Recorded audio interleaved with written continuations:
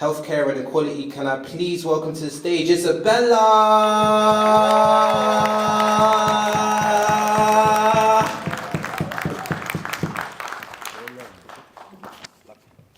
Hi, I'm Isabella. So, health equality is when everyone has a fair opportunity to attain their optimal health. It includes the absence of avoidable or issues that can be remedied. Health among groups, whether they're socially background, economic background, or demographic background. So let's start with socially, which is our welfare system. It's no secret that the NHS needs reform, as the government likes to quickly reiterate. But due to the big nature of it, can this effectively happen?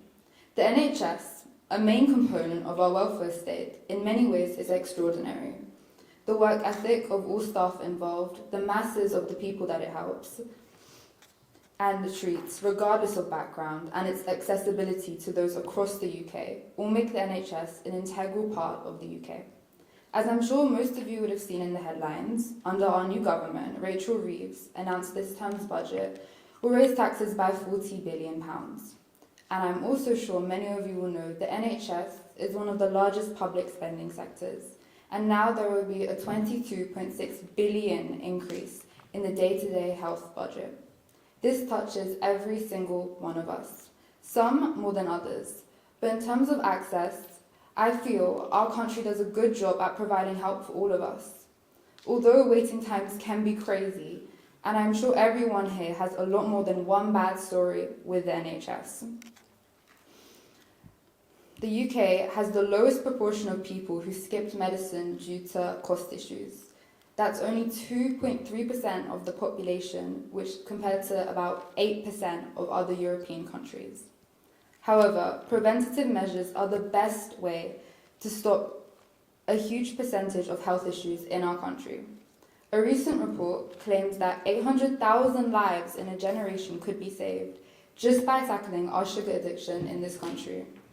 And millions of lives would be massively improved through raising people's quality of life. While the government has tried tackling our obesity crisis through sugar tax, it's surprising when we review the damaging knock-on effects this has actually had. For example, the tax only affects costs for society's poorest. Also, only soft drinks are currently covered under the sugar tax, while other high sugary snacks such as sweet and chocolates only have the normal VAT attached to it. While this is helpful when I'm sure all of us need a sweet treat to pick us up, which we only need rarely after a long day at work, right? The lack of regulations over highly processed and sugary foods harmfully impacts working class people the most. This is because healthy foods are over twice as expensive per calorie as less healthy foods, which keeps on increasing. This leads to the highly accessible and affordable non-nutritious food, providing people with a wide range of damaging effects, which can include stunted growth in children and record-breaking levels of amputation linked to the complications of obesity, all fueled by the absence of a coherent UK food policy. Currently, more than 80% of children born in 2022 who survive to the age of 65 will be obese. Excess weight costs the UK approximately £75 billion every year in direct NHS costs, a loss of workforce productivity and reduced life expectancy, as well as a reduced standard of living. It's one of the main factors of the 20-year gap of healthy life expectancy between the richest and the poorest members of society. Did you know 1 in 5 households would have to spend almost more than half of their disposable income on food to achieve the government-recommended healthy diet? About a third of all food and soft drink advertising is still invested in only promoting unhealthy foods compared to the 1% spent on fruit and vegetable promotion. Fast food retailers gravitate to areas of poverty.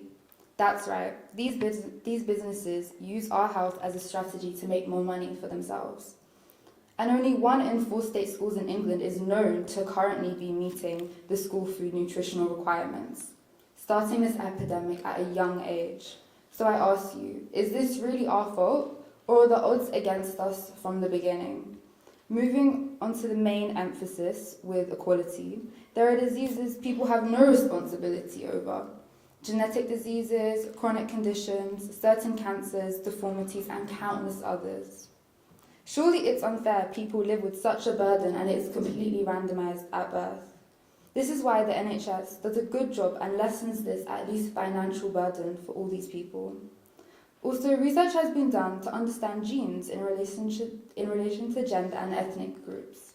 It's been shown that these factors may increase an individual's likelihood and chances in developing health issues later on, such as diabetes in ethnic minorities.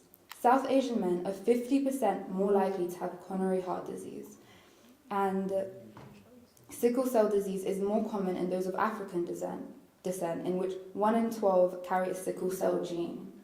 Is this unfair? Absolutely. So again, I ask you, when is the individual held responsible? Can they be? Is it when they're obese? Or did their genetics play a helping hand in this journey from the beginning? Or was it a diet dictated by money? Of course, there are many other factors which play a fundamental role in the NHS and health equality, such as the case studies we've unfortunately had in this country, when doctors are sometimes dismissive of people's pain due to discrimination, as well as deprived parts of England, specifically in the suburbs. I decided to talk about this today because it's something that really touches me. As someone who deals with chronic pain since I was in primary school, my first real diagnosis was only when I was 13 years old, and that was because of falling through the cracks within the NHS. But since then, they've really helped me, and through helping my kidneys and my pain, I can still go to school most days, in between hospital appointments and in between staying at home. My mental health has improved so much, and that's why I really, really do think that we should just do a round of applause for the NHS all the time, not just during COVID-19. That's right, that's right.